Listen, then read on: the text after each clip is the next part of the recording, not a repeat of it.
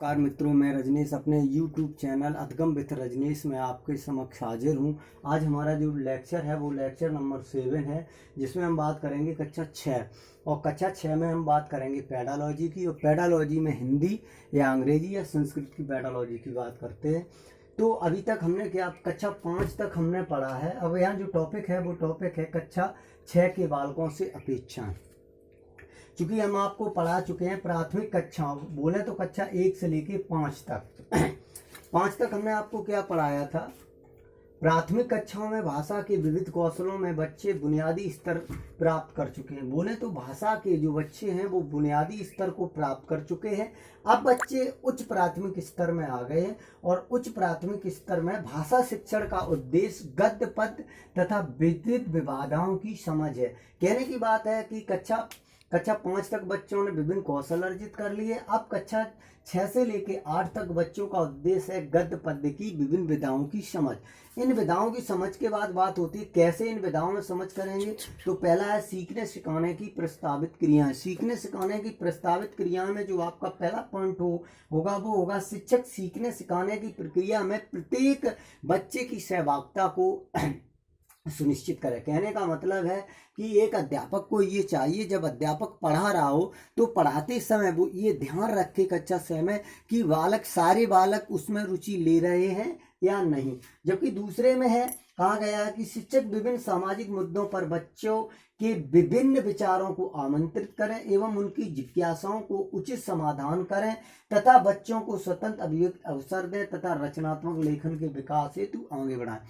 कहने का मतलब यह है कि समाज में एक ऐसा मुद्दा उठाया जाए और उस मुद्दे पे चर्चा की जाए। जब आप उस मुद्दे पे चर्चा करोगे तो निश्चित तौर पे बच्चे के अंदर बहुत सारी मौलिक अभिव्यक्ति पैदा होंगी और उन अभिव्यक्तियों को वो जाहिर करेगा। जब वो उन अभिव्यक्तियों को जाहिर करेगा तो उनमें उनकी जिज्ञासाएं होंगी। तो एक अध्यापक को चाहिए कि उनकी सारी जिज्ञासाओं को शांत करे तथा बच्चों को ऐसा करने के लिए प्रभावित करें। नेक्स्ट, बच्चों को मेन जो पॉइंट है इसमें दिया है बच्चों को अर्थ ग्रहण करने की क्षमता के विकास हेतु गतिविधियां कराएं। मतलब बच्चों को अर्थ ग्रहण करने के लिए कुछ ऐसी गतिविधियां कराएं जिससे बच्चे कुछ नया सीख सकें और अपने आप को गौरवान्वित महसूस कर सकें। नेक्स्ट, शिक्षक विविध विधाओं के माध्यम से सार संग्रह या सार ग्रहण करने, भावार्थ निकालने, मतलब है सार ग्रहण करने या भावार्थ निकालने या निष्कर्ष निकालने हेतु कुछ कर सके। कहने का मतलब है अध्यापक ऐसी क्रियाएं कराए जिन क्रियाओं के माध्यम से जो बच्चा है वो सार संग्रह निकाल ले। अर्थात कहने की बात है उस किसी भी टॉपिक का, प्रसंग का भावार्थ निकाल ले तथा निष्कर्ष निकालने के लिए सक्षम हो जाए। और हिंदी में ऐसा बहुत ही अति आवश्यक है। नेक्स्ट, शिक्षक भाषा की विशिष्टताओं पर प्रसंग के अनुसार, जो शिक्षक है वो भाषाओं की विशिष्टताओं पर प्रसंग के अनुसार चर्चा करें और बच्चों को चर्चा करने के लिए प्रेरित करें। कहने का मतलब है कोई एक ऐसा प्रसंग दे दिया जाए, उस प्रसंग पर शिक्षक चर्चा करें और बालकों को चर्चा करने के लिए प्रोत्साहित करें। नेक्स्ट, शिक्षक बच्चों को पढ़ने के पर्याप्त अवसर दें। एक कक्षा अध्यापक का ये दायित्व होता है कि वो बच्चों को पर्याप्त अवसर दें तथा स्वयं से आदर्श वाचन करें एवं बालकों की भंगिमा का अवलोकन करें तथा बालकों को सही भाव भंगिमा उतार चढ़ाव हेतु प्रेरित करें। अर्थात कहने का मतलब ये है, यहाँ कह दिया गया है कि एक अध्यापक को चाहिए कि वो बच्चों के साथ, यहाँ पर देखिए आप, बच्चों को चाहिए शिक्षक बच्चों को पर्याप्त अवसर दे और शिक्षक भी स्वयं से आदर्श वाचन करे। जब शिक्षक आदर्श वाचन करेगा तो आदर्श वाचन बालक भी करेंगे। अब होता क्या, चूंकि हम भाषा पढ़ रहे हैं तो आदर्श वाचन में लय होना चाहिए, सुर होना चाहिए, ताल होना चाहिए, गेता होना चाहिए। मतलब स्वयं से बालक, और भाव भंगिमा का मतलब लय है या नहीं है, सुर है या नहीं है, गेता है या नहीं है, और ये अवलोकन करेगा।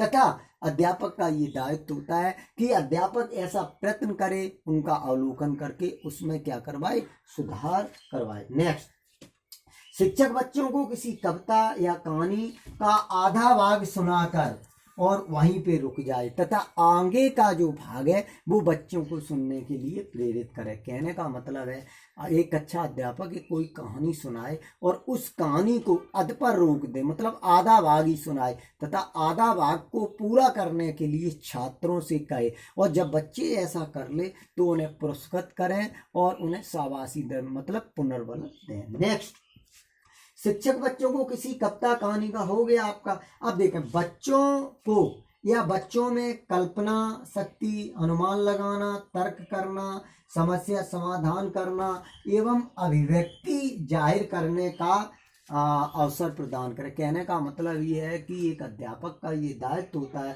अर्थात बोले तो सीखने सिखाने की प्रस्तुत बच्चों की कल्पना शक्ति को बढ़ावा दिया जाए, बच्चों में अनुमान करने के मौका दिए जाएं, बच्चों में तर्क करने के लिए मौका दिए जाएं, समस्या समाधान करने के लिए उन्हें मौका दिए जाएं तथा जो वो अपनी अभिव्यक्ति जाहिर करना चाहते हैं उस अभिव्यक्ति को जाहिर करने का उन्हें पूर्ण रूप से मौका दिया जाए। नेक्स्ट, शिक्षक हमेशा प्रसंग के अनुसार विविध व्यवसायों, कलाएं, प्रयुक्त शब्दों को साझा करने का अवसर दे। कहने का मतलब है कि एक अध्यापक को चाहिए कि ऐसा एक प्रसंग ले ले और उस प्रसंग में हमारे प्रचलित जो हमारा समाज है उस समाज में प्रचलित जितने भी व्यवसाय हैं उन व्यवसायों पर चर्चा करे अच्छे से। जब एक अध्यापक उन व्यवसायों पर चर्चा करेगा तो चर्चा के दौरान बहुत सारी बातें निकल के आएंगी जिसमें बच्चों की जिज्ञासाओं की पूर्ति होगी। नेक्स्ट और लास्ट, शिक्षक समसामयिक प्रसंगों, विषयों पर आधार से बच्चों को स्वतंत्र लेखन हेतु प्रेरित करें। अच्छा, कहने की बात यह है जैसे अभी कोविड-19 चल रहा है, कोविड-19 जब खत्म हो जाएगा उसके बाद इसी पर बच्चों को कुछ लिखने के लिए कह दिया जाए, मौलिक अभिव्यक्ति जाहिर करने के लिए कह दिया जाए, जिससे समाज की सारी बातें निकल के आ जाएंगी कि लोग कैसा सोचते थे। तो इस प्रकार हम देखते हैं कि लेक्चर 7 में हमने पढ़ा, कक्षा 6 का था, तो इसमें हमने बहुत अच्छे से पढ़ा क्या क्या पढ़ना चाहिए। अब बस आपसे यही है